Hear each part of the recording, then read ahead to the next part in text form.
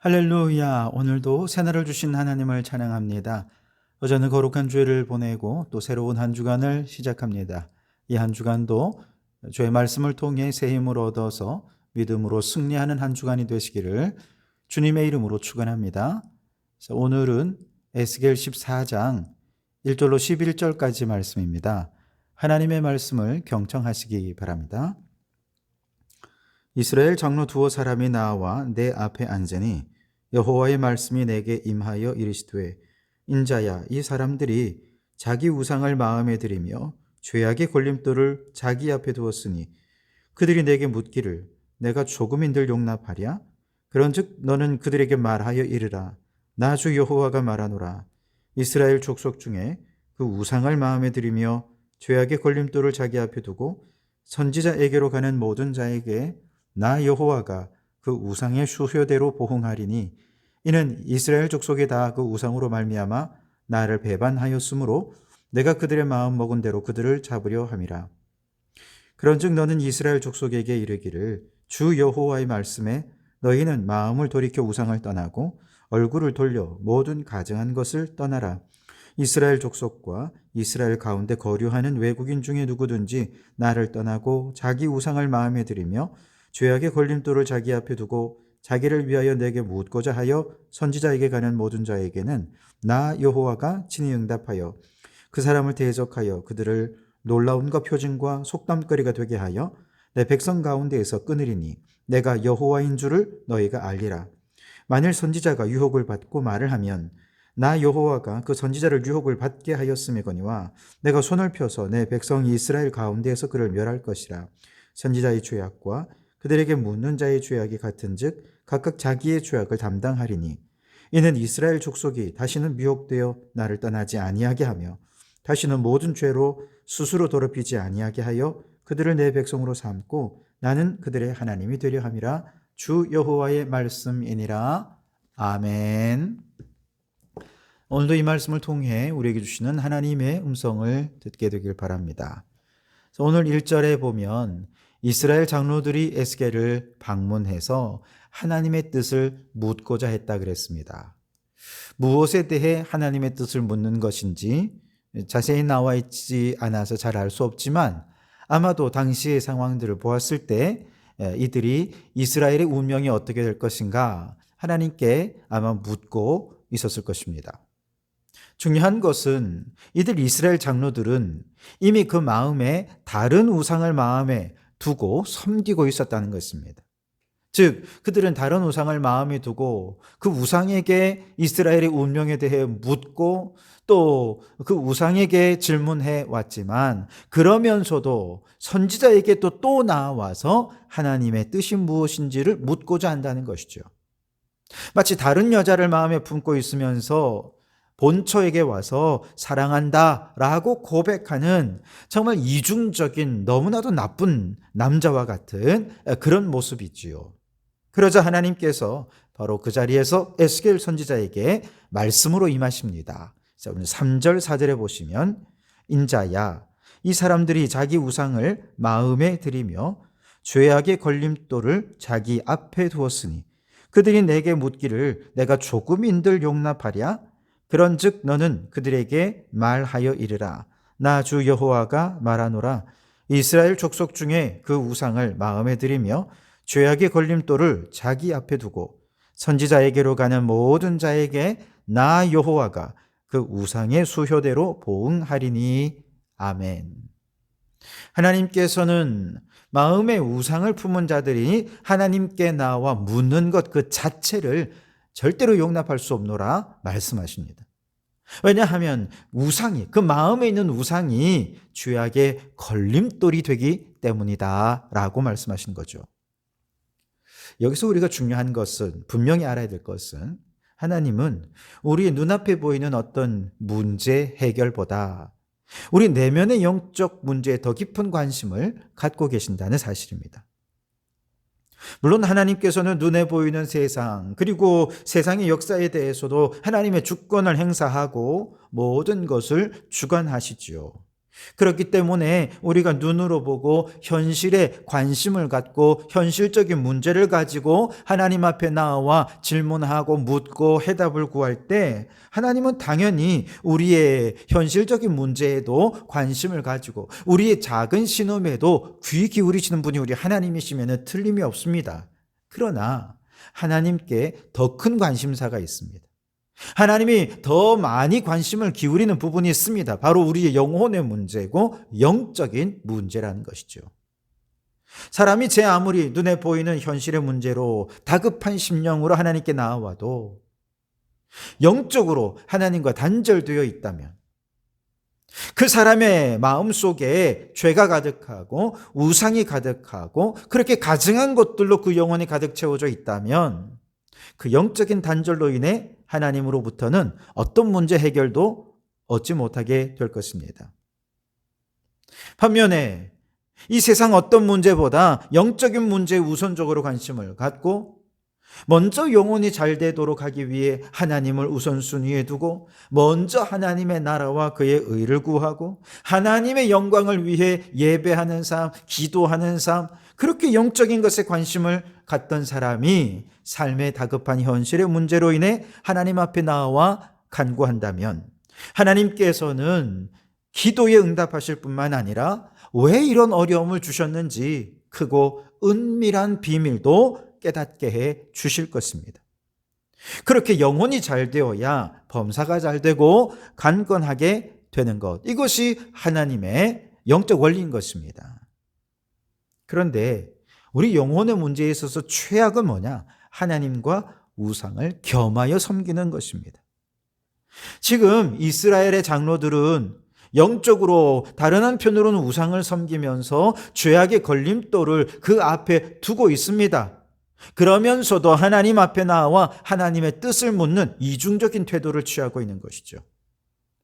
한마디로 이들은 두 마음을 품는 자들이라 그렇게 말할 수 있을 것입니다. 하지만 하나님께서는 이처럼 죄악의 마음을 품은 자, 그러면서도 하나님을 떠나지 못하는 이 두 마음을 품은 자들의 기도에는 결코 응답하실 수 없는 것이죠. 야고보서에 보면 야고보 사도는요, 두 마음을 품은 자는 무엇이든지 주께 얻기를 생각조차 하지 말아라 라고 말씀하십니다.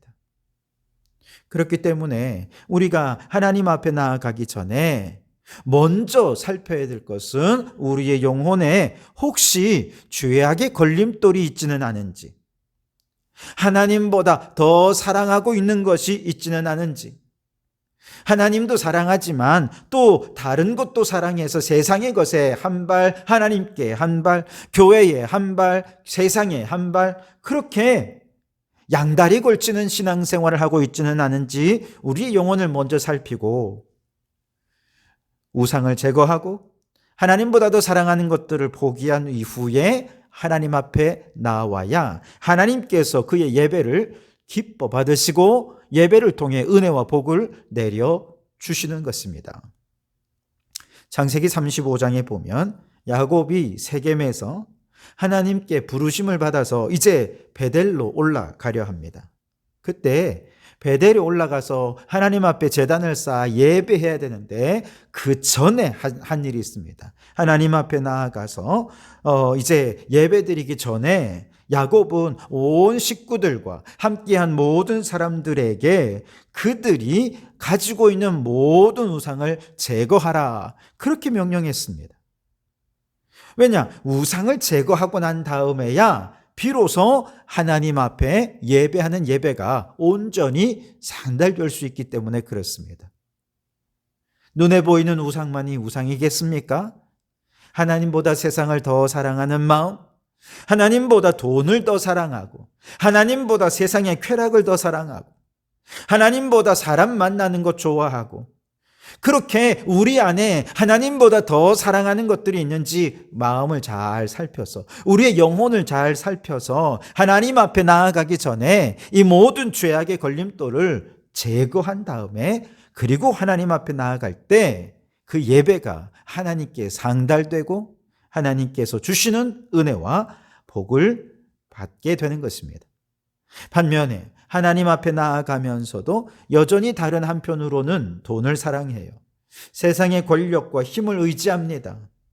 이렇게 하나님과 세상의 것을 두 마음을 품는다면 결국 그 우상이 걸림돌이 되어 예배에도 실패하고 믿음에도 실패하고 인생에도 실패하는 자가 되고 말 것입니다. 그래서 하나님께서는 이 백성들을 향해 가증한 것을 떠날 것을 명령하십니다. 6절에 그런즉 너는 이스라엘 족속에게 이르기를 주 여호와의 말씀에 너희는 마음을 돌이켜 우상을 떠나고 얼굴을 돌려 모든 가증한 것을 떠나라. 떠나는 것. 여러분, 이것이 회개인 것이죠. 이 세상 어느 누구라도 회개의 관문을 통과하지 않고 구원에 이룰 수 있는 길은 없습니다. 성경에 보면 예수님께서 공생의 사역을 처음 시작하시면서 가장 처음 외쳤던 첫 일성이 무엇이었습니까? 회개하라. 천국이 가까이 왔느니라입니다. 천국, 곧 우리가 구원에 이르기 위해서 그 전에 반드시 해야 될 것은 회개라는 것입니다. 회개를 통해 죄악을 청산하지 않고서 구원에 이르는 길은 없습니다. 다른 길은 없어요. 구원은 반드시 회개라는 문을 통과해야 주어질 수 있는 하나님의 은혜입니다. 사도행전 2장에서 베드로가 오순절날 성령을 받았습니다. 그리고는 뜨거운 마음으로 예루살렘 거리에 나아가 예수님의 복음을 전하죠. 그때 그는 말합니다. 저 유대인들에게 너희가 하나님의 아들을 죽였다. 그렇게 아주 단도직입적으로 그들의 마음을 찌르죠. 유대인들이 그 이야기를 듣고 마음에 찔림을 받았습니다. 어떻게 해야 될지 몰라 방황하지요. 당황해 하면서 그들이 베드로에게 묻습니다. 우리가 어찌할꼬? 그때 베드로가 구원의 길을 이렇게 제시해 줍니다. 너희가 회개하여 각각 예수 그리스도의 이름으로 세례를 받고 죄 사함을 받으라. 회개하고 세례 받고 죄 사함을 받는 이것은 단계가 아니라 동시다발적으로 일어나는 일인 것이죠. 사도행전 3장에서 베드로가 행한 설교도 역시 마찬가지입니다. 많은 유대인들에게 너희가 회개하고 돌이켜 죄 없이 함을 받으라. 이같이 하면 새롭게 되는 날이 주 앞으로부터 이를 것이다. 선포했습니다. 그 결과 회개하여 구원 얻는 자가 3,000명, 5,000명 그렇게 주님께 돌아오는 놀라운 역사가 회개를 통해 나타나게 된 것이죠. 그런데 만약에 이처럼 두 마음을 품고 선지자에게 나와서 하나님의 뜻을 묻는 사람들에게 선지자가 유혹되면 어떻게 되겠습니까? 그래서 이것이 하나님의 말씀이다라고 얘기한다면 그건 당연히 거짓된 예언이겠죠. 왜냐하면 하나님은 그들에게 아무런 말씀도 안 하세요. 단 한 가지 회개하라는 말씀만 하시는데 선지자가 들은 것도 없이 그냥 하나님의 계시다, 뜻이다 라고 말을 한다면 이건 거짓된 예언인 것이죠. 게다가 그렇게 하는 말은 하나님의 뜻은 당연히 아닐 것이고 그렇다면 사람들이 듣기 좋고 좋은 말을 하겠죠. 사람들이 듣고 싶은 말을 해주어서 결국 그들로부터 유익을 얻으려는 욕심이 잉태하여 죄를 낳은 것이고 그 결과는 사망에 이를 수밖에 없는 것입니다. 오늘 10절 말씀에 선지자의 죄악과 그에게 묻는 자의 죄악이 같은즉 각각 자기의 죄악을 담당하리니 그랬습니다. 그 죄악은 결국 심판인 것이죠. 그렇습니다. 여러분, 우리 하나님은 우리의 현실의 문제에 굉장히 관심 많으십니다. 하나님의 말씀은 오늘 우리의 현실적인 문제에 대한 하나님의 영적 대답을 제공하는데 많은 유익이 됩니다. 그러나 그렇다고 해서 하나님의 말씀이 현실적인 문제에 대해 대답을 주는 데 목적이 있는 것은 결코 아닙니다. 하나님의 말씀은 하나님의 뜻을 이루고 그 뜻을 전하는 데 관심이 있어요. 그러나 거짓 선지자들의 관심은 하나님의 뜻에 있지 않습니다. 하나님이 계시하신 말씀에도 있지 않습니다. 사람들이 어디에 관심이 있느냐? 사람들이 어디에 욕심을 가지느냐? 사람들이 원하는 것이 무엇이냐? 여기에 관심이 있을 뿐이죠. 그래서 그들은 하나님의 뜻과 상관없이 사람들의 현실에 필요한 그런 적당한 위로와 적당한 축복과 적당한 장밋빛 미래가 담긴 번영과 형통과 평안을 빌면서 자신의 유익을 챙기기에 급급한 것이죠. 이들이 회개의 메시지를 전하겠습니까?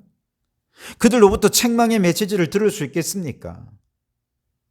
그러나 하나님의 말씀인 성경은 어떻습니까? 성경은 성령의 감동으로 기록된 책으로 교훈, 책망, 바르게 함, 의로 교육하기에 유익한 책이죠. 그래서 성경을 잘 읽고 묵상하고 순종하게 되면 축복과 번영이 약속되어 있는 것이 아니라 선한 일을 행할 능력을 약속해 주고 계십니다. 그러니 여러분, 눈에 보이는 현실적인 문제에 매몰되어 살아가는 이 세속적인 시대 속에서 우리는 먼저 영적인 문제에 더 깊은 관심을 가져야 할 줄 믿습니다.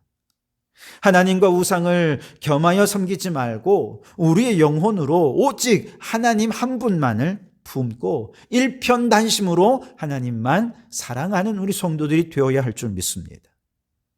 사람들이 듣기 좋아하는 말이 아니라 하나님의 말씀 성경 속에서 하나님의 뜻을 잘 깨달아서 그 말씀대로 순종하며 살아서 선한 일을 행할 능력 있는 성도들이 되는 우리 성도들이 되시기를 주님의 이름으로 축원합니다.